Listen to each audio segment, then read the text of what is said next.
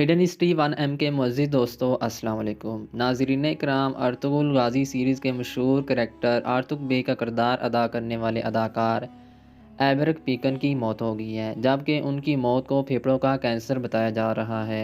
एबरक पीकन 1970 को मर्सन में पैदा हुए।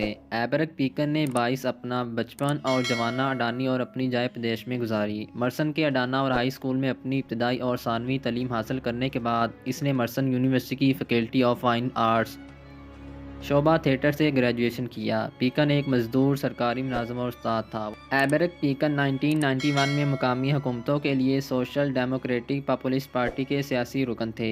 2001 में इसने सरकारी मुलाजिम की हैसियत से इस्तीफ़ा दे दिया। इस्तांबुल में सुकूनत इख्तियार की और टीवी और फिल्म अदाकार बन गई। एबरक पीकन ने टेलीविज़न सीरीज़ के अहम किरदार अदा किए। 2010 में इनको कौमी और बैन अल-अक़वामी फ़िल्मी मेलों की अवार्ड मिले। अनकरा इंटरनेशनल फ़िल्म फेस्टिवल में इन्हें बेहतरीन मावन अदाकार का अवार्ड दिया गया। एबरक पीकन, जिन्होंने अब तक कई फ़िल्मों और सीरीज़ में अदाकारी की, इन्होंने मकबूल टीवी सीरीज़ डिलिश अर्तुग में आर्तुग बे का किरदार अदा किया।